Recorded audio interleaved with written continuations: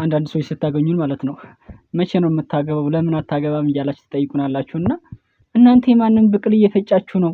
የማርያምና የጊዮርጊስን ብቅል እየፈጫችሁ ነው የማታገቡት? እስኪ እኔ ደግሞ ልጠይቃችሁ እንዴ! እኛ እኮ መጀመሪያ ከራሳችን ጋር ተግባብተን አልጨረስንም። እንዴት ነው የምንጋባው ከሰው ጋራ? መጀመሪያ ከራሴ ጋር ያልተግባባው ሰውዬ አሁን ሌላ ሰው አግብቼ እንዴት ነው? ግን እናንተም መልሱልኝ። ለምንድን ነው እናንተ የማታገቡት? የማንን ብቅል እየፈጫችሁ ነው?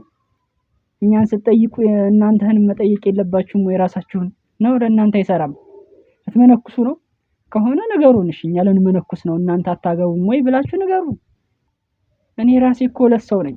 ሁለት ሰው አንድ እኔ የማላውቀው ሌላ ሰው አለና በቃ እርስ በርስ በሐሳብ እንሟገታለን። ይገርማችኋል። ተቃራኒ ሐሳቦችን እያነሳው አንድ ሐሳብ አንስቼ ከዛ እከራከራለሁ ከራሴ ጋር እኮ። ስለዚህ ከራሴ ጋር መች ተግባባሁና ሌላ ሰው ጋር ጭራሽ ሶስተኛ ሰው ሲጨመር ምናልባት እንግዲህ ሁለት ባህሪ ያላት ከሆነች ደግሞ ከባድ ነው።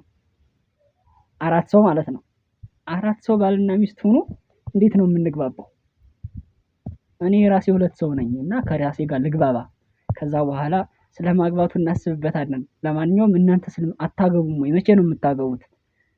ብቅል እየፈጫችሁ ከሆነ ነገሩን ልትመንኑም ከሆነ ምናምን እንግዲህ እግዚአብሔር ያጽናችሁ ያስፈጽማችሁ።